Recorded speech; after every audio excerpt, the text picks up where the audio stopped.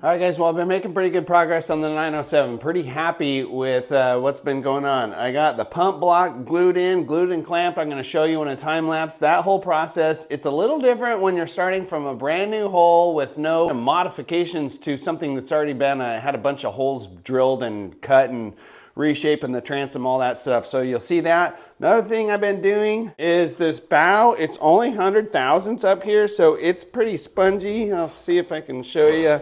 It's a little spongy, so I put in riveted these some bracing in here, and it was kind of hard to get this nice arc to fit right. And I did two of them, one up there and one back here in the middle. And I choose to rivet these just because it's such thin material.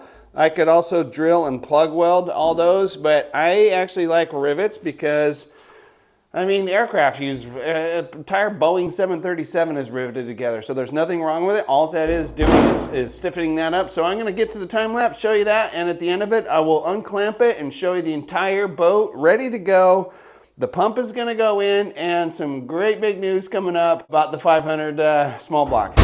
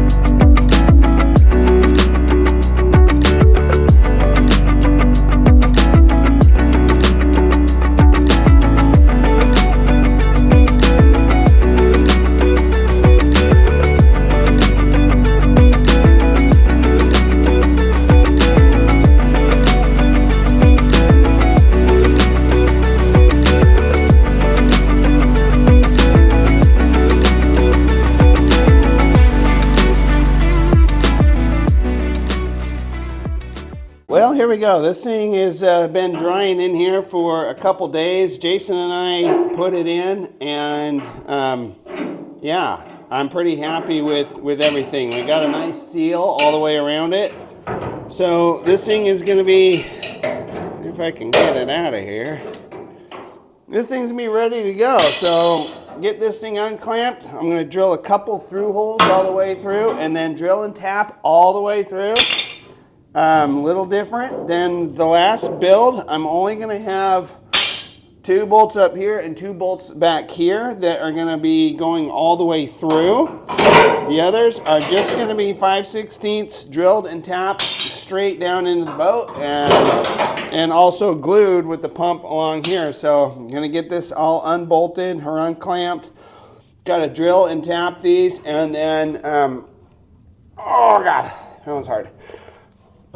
Then we're going to get this this pump placed in here, and we're going to start working with the rest of it. So now that the 500 is here, I can put the pump in, I can place the motor, and then I'm going to start working on the roll cage. I already have the 2 main hoops built, or bent rather. I did that honestly like a couple of years ago. I was going to use them for a different boat, but they're just a very basic, you know, 2 90-degree bends, and that's about it. So other than that, I'm going to start placing all that stuff in here, get it all cleaned up, get the big 9-inch pump placed, and we'll go from there. If I can get this. Oh, there we go. That was easy. All right.